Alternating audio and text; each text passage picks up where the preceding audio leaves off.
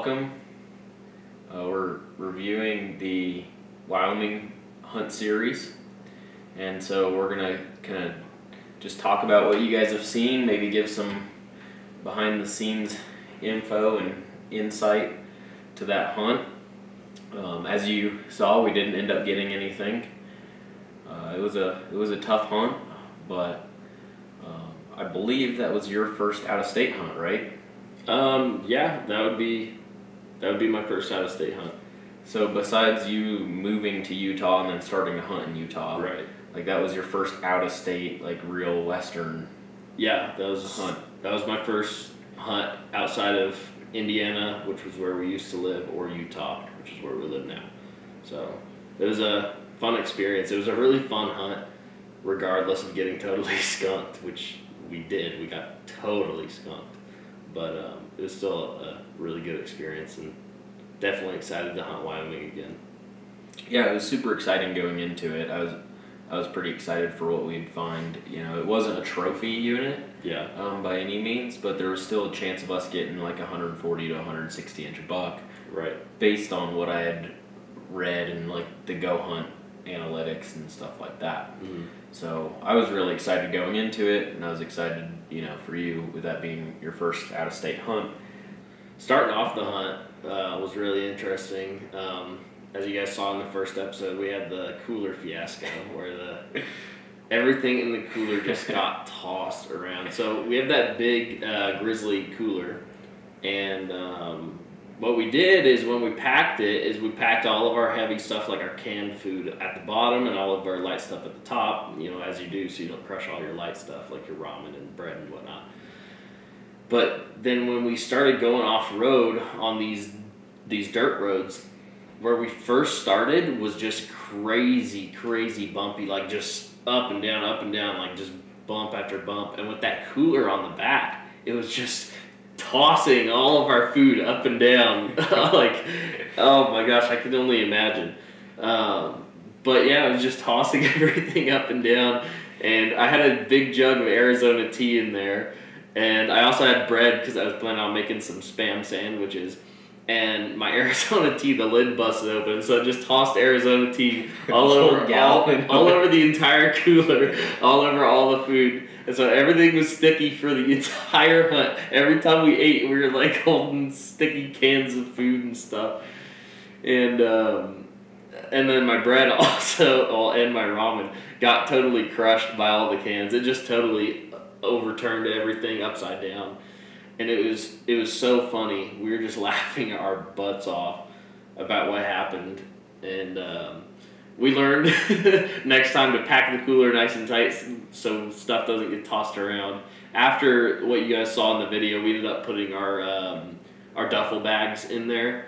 And something else. I think we put a couple other things in there too. Yeah, like a sleeping bag or a tent or something like that. Yeah, we put our duffels in there though, just to keep everything, compact so it can't toss around very much. But man, it was funny, and it did suck because some of our stuff got crushed and messed up and covered in sticky tea. So it was good after that, after we repacked it. Right? Yeah, nothing got tossed around after we fixed the problem. It got so destroyed and so messed up. Yeah, it was pretty bad. So yeah, we showed up. The cooler was a mess, but we set up camp real quick, and then we went out to go do some looking around in that first spot. And that first spot where we were at is we were on the border of this wilderness study area and looking into it. And man, it just looked so good. It looked to start out with. Super promising land. Yeah, awesome. it even looked a little similar to some of the desert type stuff that we'll hunt here in southern Utah. And so that has always been a really good area to hunt for us around here. So kind of seeing that area and it looking similar, it looked really good.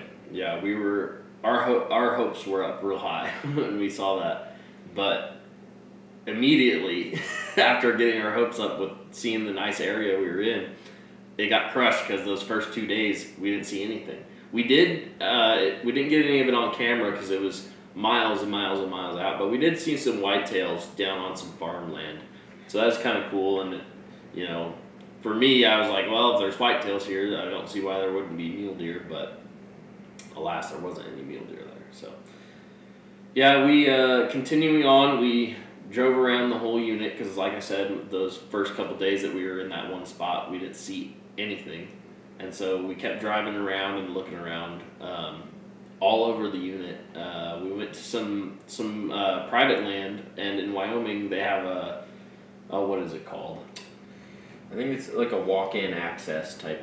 Right. Yeah. Type of program. They have a walk-in access program for private land that the local wildlife resources, they team up with these landowners to allow hunting on their private land, but there's some rules you have to follow, and you can't pre-season scout on there. So we sat on the edge of that property line and scouted up into it because that's not illegal, but we didn't see anything. Well, we didn't see any deer there. We did see an elk, and you guys saw that elk for a little bit. I don't have any great footage of it, but you guys saw the best of it. And then we also went to that one spot where we saw that one buck and all those does. But, I mean, other than that, it was fairly uneventful as far as animals go, you know? Yeah. So that unit where we're at, it's not very mountainous, and there's not a lot of timber. So it's not like a buck could come popping out of the timber and you could glass a spot for 2 or 3 days and really pick it apart, and then a buck finally comes out of the timber. There's not really much there for timber. There was some patches of kind of pinyon juniper, and then, you know, up higher there was a little bit of pine timber, but, you know, there wasn't a lot of up higher country for us to hunt. And so it was open. There was some canyons and drainages and some cracks and crevices where they could bed down in and hide, but as far as vegetation and places for them to hide, there was nowhere. So this big open landscape with no vegetation for them to really hide, which, I mean, you'd be surprised at how easily a buck could hide in some sagebrush. But one bush. But still, as soon as they stand up, you'd see them. Mm-hmm. So just glassing this big, vast area with no vegetation on it, really, other than sagebrush and grassland and stuff like that, and not seeing any deer, and then doing the hiking around that we did throughout the hunt, and not seeing any deer tracks or deer sign was really rough. Yeah, and seriously, guys, like when we say we didn't see any deer sign, we didn't see any deer sign. Other than that one area where we were seeing deer, we didn't see droppings, we didn't see hoof prints, rubs, nothing. We didn't see anything. And we were just appalled and shocked by it. We were like, how can this be that there's not even sign? Almost like there's not deer living in that area other than that one pocket. It's like there's seriously no deer on the unit. And we were just like, what in the heck is going on? And yeah, it was really rough because of that we couldn't, you know, even see tracks. You know, if we were seeing sign, at least we'd be like, okay, the deer just aren't here right now. They're somewhere else on the unit. But I mean, we checked every freaking square inch of that unit, it felt like, you know, and just nothing. So totally skunked. But yeah, on our one of our one of our scouting days pre-season, we spotted that little buck. Yeah, and that got my hopes up. Yeah, it got our hopes up because it was our second day of scouting. Yeah, it was only like second or third. It was really early on. So our second day of scouting, we spotted this little buck down in this drainage, and I was like, oh sweet, we're in the right area now. So we just started hunting that area, and around there harder, we'd turn up other bucks and some bigger bucks. But we never turned up any other bucks. We turned up some does. Yeah, a bunch of does in that same area, but couldn't find any more bucks. And then once the season started, we went and looked back in the same area, and we couldn't turn up that little buck either because Braden was finally like, yeah, I'll take that little buck if I got the opportunity at him. Yeah, I mean, at first I was like, you know, obviously let's look for a bigger buck because he wasn't that big, maybe a 2x3 or 3x3 possibly, but he was not very big, and so both of us were just kind of like, yeah, let's not take that buck because he's not very big. But then very shortly after, within like 2 days of hunting, I was like, dude, we're not seeing any other deer or sign. So I was like, I'll shoot that buck right now. And so I was like, I'll shoot him. I don't care, because I was just getting discouraged very quickly, which I could have some more patience. But when you're just not seeing anything, it's like, how can you have patience? It's different when you're seeing the sign and you know that there's deer around, but there wasn't, and there wasn't any of that. So I was like, I'll shoot this buck just so we get something. We go home with something. Because we weren't gonna from what we were seeing.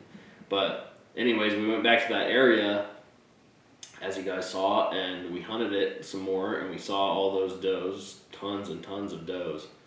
But that buck was nowhere to be found. And it wasn't just us hunting that area either. There was 4 other hunting parties there hunting that area, and us. So 5 hunting parties.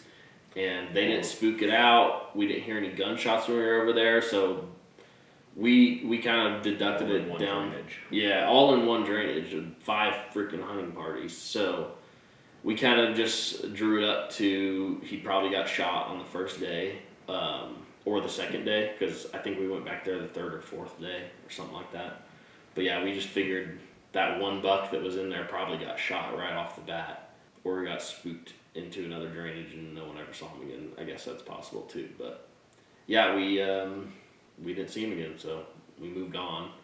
And about that time, we moved on to, I think we moved closer to the wilderness area, but we're not quite inside of it yet, right? Yeah, it was a different wilderness study area. Yeah. So when we first got there, we went to one wilderness study area and we were glassing into it. Then we drove to the other side of the unit. Right. And we were hunting kind of close to this other wilderness study area. Mm-hmm. And around there is where we ended up seeing that little buck. And so that's the area that we were in. Around that same opening weekend, I believe it was, we were getting some bad weather. Mm-hmm. We got rained on like crazy opening weekend. Pouring opening weekend. I think it was opening day or really the day after. Really high winds, yeah. Yeah, it was just crazy high winds like you guys saw. Like I could barely even talk to the camera because it was just so loud. And then I think that night or the night after, it started just downpouring on us. And luckily we dug rain trenches around our tent, so that way all the rain got diverted. But man, it was just coming down so hard. Like, it was crazy how hard it was raining. Yeah, we got hit with some weather there, but then it cleared up and it was nice. But this unit is, big unit. We were driving around and moving around everywhere. And then we were driving back to town because it'd been about a week that we'd been out there, 10 days or something like that. So we were driving back to town to go hit a hotel and maybe grab some groceries and stuff like that. And that's when, after it kind of just rained and stormed, yeah, the road was the road was muddy, and then it was full of mud puddles. And yeah, we hit that one mud puddle, and it sucks. I didn't have the camera rolling right when we hit it, but man, when we hit that mud puddle where we had that brown out that we told you guys about, it totally blacked out the front of the truck. Like we were just driving, and then all of a sudden all the windows go dark like someone hit a light switch, and then we were just laughing our butts off because we weren't expecting that, because everything we hit up to that point, it was all like watery and kind of muddy, but mostly watery and could just come off with the wipers. But that stuff, it just completely covered the truck, and of course Devin ran out of fluid like right before that happened, and so he ran out of washer fluid, so we couldn't even wash it off. And what we ended up doing is I had my my thermal flask full of water. He dumped it on the front of the windshield and hit his wipers while he was dumping it on it, so it helped clean it off enough to drive into town and go get some washer fluid and got it washed off. And take the truck in for a quick wash. But yeah, it was hilarious. Gosh, we had so many funny experiences on this hunt. Yeah, it was still a fun hunt. We had a good time for sure. Yeah, even though we didn't see any deer, didn't get anything. So we hit the hotel that night that we washed the truck off, and then drove back out, and that's when we went to that other wilderness study area. The next day or two after that, we hit the we hiked into the wilderness study area, and that was a really cool area. We saw three, I think I showed one on camera, but we saw these 3 or 4 giant sinkholes there, and they're so deep, like if you fell in them, you're breaking your legs, at least. You know, they're huge sinkholes, and it was crazy. It was absolutely crazy land, and just rolling Badlands country. It was really cool land, and really cool area to be in, and it was a fun experience hunting in there, but like we said, we didn't see anything in there. We looked and looked and looked in there and didn't see nothing. It was pretty cool country. We hiked right to the center of it. It wasn't far to get into it, but we wanted to go right to the center, and so it was about 3 miles right to the center of it. Yeah. And so then that put us about 3 miles to the other edge of it, and then probably 3 or 4 to the north and to the south as well. So it really put us right in the middle of it. And so we were hoping to do that to get away from any roads and any other vehicles, because there was a bunch of other people out there road hunting. There's so many people out on that unit road hunting. People that would even just park up on a high point and wouldn't even get out of the truck. We could see them glassing from, the front seat of their truck. So we hike out there and set up camp, and then on our last day, we saw this 2-track going through the wilderness study area. Now I don't know if it's a closed road or it's not a road. It's just a 2-track. It's just tire tracks going through there. Yeah. So I don't know if it's closed or if people have just been driving in there on it. But yeah, we're there, and this guy, we hear this ATV or side-by-side coming, because we're at camp. I think it's like middle of the day or something like that. Yeah. So we hear this ATV or side-by-side coming closer to camp, and so we go up on the hill, and here's this guy driving right down the fence line right towards our camp, right in the middle of this wilderness study area, and it's like, what the heck? Come on. Yeah, we were very frustrated by it, because we just hiked in, to the only spot where we thought we could get away from all the road hunters and everything. And sure enough, there's a road hunter there. Yeah. And we're just like, gosh dang. And so, like we said in the video, we did call the game warden and reported it.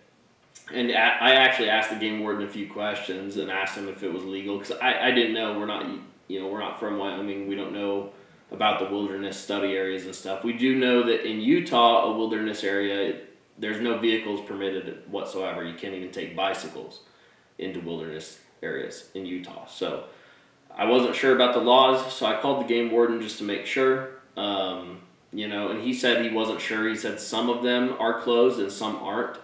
And so he told me that he'd check out the area and figure out if that guy was there legally or not, and then obviously go talk to him if he wasn't there legally. But I never got a call back from the game warden, so I don't know what happened. I don't know if it was allowed or not. Hopefully, the guy wasn't breaking the law and he was just, doing his thing, but you never know. People do crazy things. Now in Wyoming, non-residents aren't allowed in wilderness areas.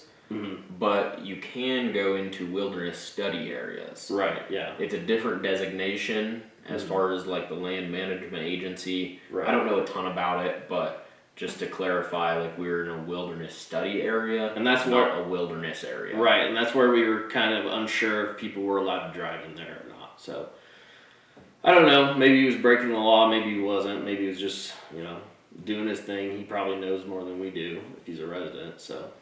But we called the game warden just to be sure, but it was still frustrating regardless of if the guy was following the law or not, because we thought we were away from the road hunters and we weren't. So either way, whether he was law-abiding or not, it was still a pain in the butt. We were still like, gosh dang. It was still really discouraging, seeing that. Yeah, for sure. So yeah, from there we hiked out and decided to go back home. We'd been there for right around 2 weeks. Yeah, 12 days. I think we were like 12 or 14 days.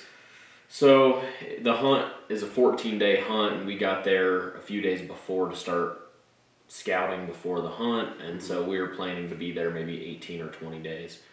But just not seeing any deer, we just decided that we had, better things that we could be doing. Yeah. My grandpa had a deer tag here in Utah, and so I came back and took him out, and we went and looked around for deer, and got to come back and, you know, see the wife and Braden's girlfriend and spend time with them before going out on our next hunt. And so Yeah. at that point, like the hunting just wasn't good, and there was a lot better things we could be doing with our time. Right. You know, seeing family before we went out on our next hunt Mm-hmm. and things like that. And so we decided to call it at that point, which is not usually my way of doing things. Usually either I have a set date where it's like, all right, if I don't have anything by then, I need to leave. Yeah. Or the hunt ends if it's a 5-day hunt or something like that. Then Yeah. We usually hunt pretty hard, and Yeah. most of the time we go to the last day, or we have a specific date that we're like, okay, at this point we pull out.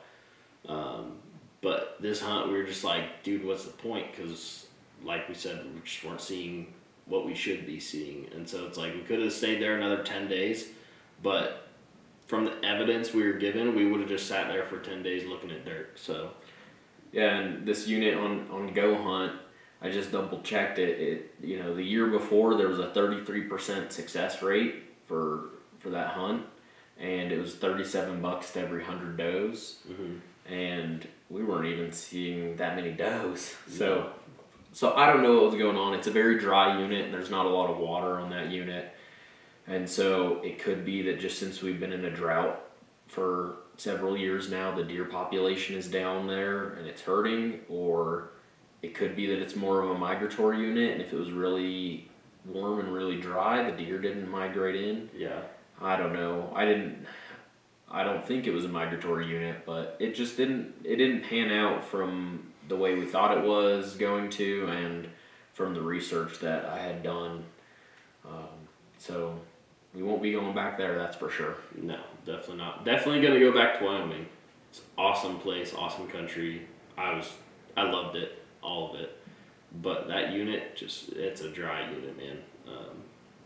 Yep, we need to rebuild points for mule deer, but we got a handful of points for pronghorn and for elk. So in the next few years, we'll probably be heading up there for those. But that's pretty much a wrap for the Wyoming deer hunt. It was still a good hunt. It was fun, but just no deer. Skunked. Yeah, totally skunked.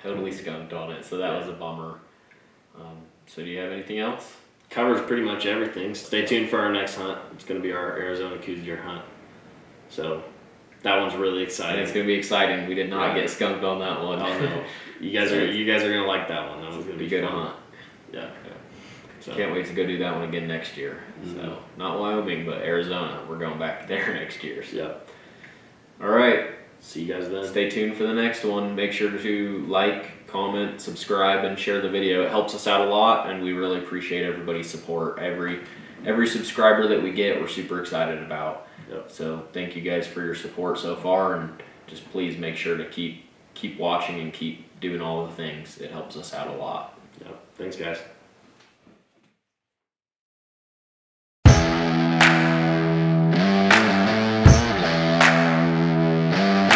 We're sleeping in this little section. It's still standing.